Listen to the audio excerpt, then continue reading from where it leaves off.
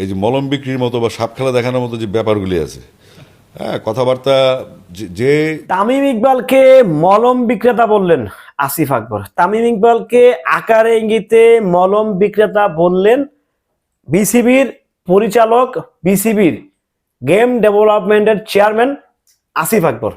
Hello everyone, আসসালামু আলাইকুম। শিমুল আছি আপনাদের সঙ্গে। আসিফ আকবর একজন কণ্ঠশিল্পী, পাশাপাশি এখন বিসিবির একজন গেম ডেভেলপমেন্টের পরিচালক। সে যখন চেয়ারম্যান, সে যখন একজন প্লেয়ার, তামিম ভাই অত্যন্ত রেসপেক্টবল একজন চেয়ারম্যান না, ওনাকে আকার ইঙ্গিতে কিন্তু সবসময় ছোট করেন। আমি এটা ওনাকে ছোট করেন, কেন ছোট করেন জানেন? দেখেন, আসিফ আকবরের কথা হচ্ছে দুই মুখ আচরণ কেন, তামিম ইকবাল কেন দুই মুখ আচরণ করতেছে। তো আমার কথা হচ্ছে, আসিফ ভাই আপনি একজন সম্মানী ব্যক্তি, ডেফিনেটলি আপনাকে অনেক ভালোবাসি, আপনাকে ভালোবাসো, আপনাকে ভালোবেসে যাব। বাট আপনার কিছু কিছু কথার ক্ষেত্রে কথার একটু লেস ফেস একটু টানা উচিত আমার মনে হয়, অ্যাজ এ ফ্যান হিসাবে। কারণ আমি আপনাকে নিয়ে ফাইট করতেছি সোশ্যাল মিডিয়াতে। বাট এই যে তামিম ভাইকে মলম বিক্রেতা বলেন, এটা আসলে আমি ভাই ভালোভাবে নিতে পারিনি। সত্যি আমি নিজেও ব্যথিত আপনার এই আচরণটায়। আমি নিজেও অনেক বেশি ব্যথিত, আমি অনেক বেশি দুঃখিত, অনেক বেশি দুঃখ প্রকাশ করছি আপনার এই মানে এই তামিম ইকবালকে মলম বিক্রেতা বলা। আপনি একজন বিসিবির চেয়ারম্যান, এখন গেম ডেভেলপমেন্টের চেয়ারম্যান, আপনারা নির্বাচিত।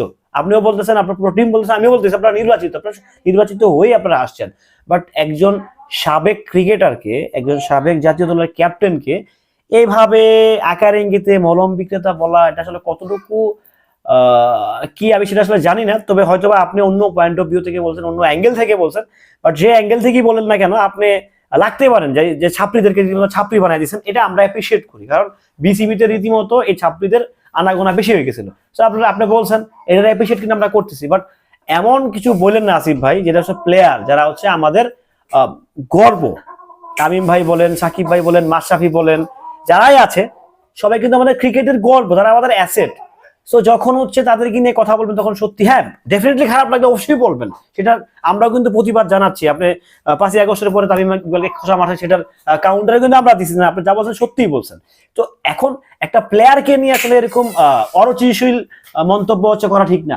একটা প্লেয়ারকে নিয়ে এরকম মন্তব্য করা ঠিক না, কারণ একটা প্লেয়ার সে অনেক স্ট্রাগল করে, অনেক কষ্ট করে সেই জায়গাটায় আসছে। সো আপনিও একজন অডিও অঙ্গনের রাজা, অডিও অঙ্গনের গায়ক।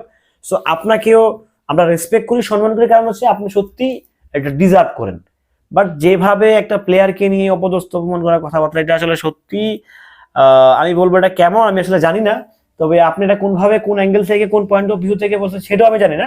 তবে যদি মানে আপনার মনের কথা হয়ে থাকে, আমি মনে হয় আপনার মনের কথা না, অ্যাজ এ পরিচালক কিংবা অ্যাজ এ চেয়ারম্যানের কথা হইতে পারে না। কারণ আপনি একটা দায়িত্বশীল জায়গায় আছেন, আপনি ডেফিনেটলি বিসিবির একটা দায়িত্বশীল জায়গায় আছেন। তো সেই জায়গায় থেকে আপনি যখন একটা উল্টাপাল্টা স্টেটমেন্ট, এটা উল্টাপাল্টা না, আপনার জায়গা থেকে আপনি রাইট বলছেন।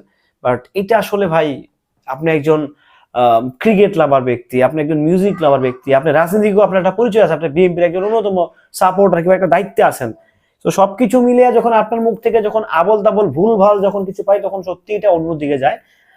মলম বিক্রেতাটা না বললেও পারতেন, এটা আমার কাছে মনে হয়। আপনার তাকে এটা মলম বিক্রেতা না বললেও পারতেন, কারণ এটা আসলে মানে আপনার সাথেও যায় না, তার সাথেও যায় না। আর তামিম ইকবাল কিন্তু মোটামুটি চুপ আছে না আপনার ব্যাপার নিয়ে, সে কিন্তু কথা বলতেছে না। তো তারপরেও কেন বলতেছেন আমি জানি না আসলে। আসিফ ভাইয়ের আসলে কিছু কিছু ক্ষেত্রে সচেতন হওয়া উচিত আমার মনে হচ্ছে। আপনাদের কি বলে সেটা আপনারা কমেন্ট করে জানাবেন। ক্রিকেটের নিত্য নতুন আপডেট পেতে সঙ্গেই থাকবেন।